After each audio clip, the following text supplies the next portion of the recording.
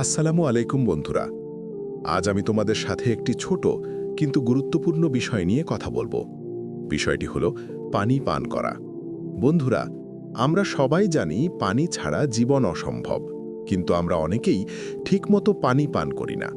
সারাদিন ব্যস্ত থাকি, কিন্তু পানি পান করতে ভুলে যাই। ফলাফল দুর্বলতা, মাথা ব্যথা, ক্লান্তি, এমনকি অনেক রোগ আমাদের শরীরে বাসা বাঁধে। পানি শুধু শরীরকে সতেজ রাখে না, পানি শরীর থেকে বিষাক্ত বস্তুগুলো বের করে দেয়, ত্বক সুন্দর রাখে, হজম শক্তি বাড়ায়, এমনকি মন ভালো রাখতেও সাহায্য করে।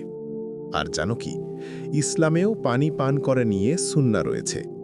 রাসূলুল্লাহ সাল্লাল্লাহু আলাইহি ওয়াসাল্লাম বলেছেন, পানি এক নিঃশ্বাসে নয়, ৩ নিঃশ্বাসে পান করবে, এবং বসে থেকে পানি পান করা উত্তম।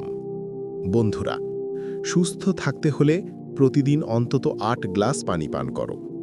ঘুম থেকে ওঠে প্রথমে পানি পান করো, এটা শরীরের জন্য খুব উপকারী। রাগ, স্ট্রেস বা দুশ্চিন্তা হলে ১ গ্লাস পানি পান করো, মন শান্ত হবে। আল্লাহ, তুমি আমাদের স্বাস্থ্যকে ভালো রাখো এবং আমাদেরকে সুন্নাহ অনুযায়ী জীবনযাপন করার তৌফিক দাও। আমিন। আমাদের এই ভিডিওটি ভালো লাগলে লাইক করো, চ্যানেলটিকে সাবস্ক্রাইব করো ও ফলো করো ফেসবুক এবং ইনস্টাগ্রামে, আর দিনী বার্তা ছড়িয়ে দিতে শেয়ার করো। আসসালামু আলাইকুম।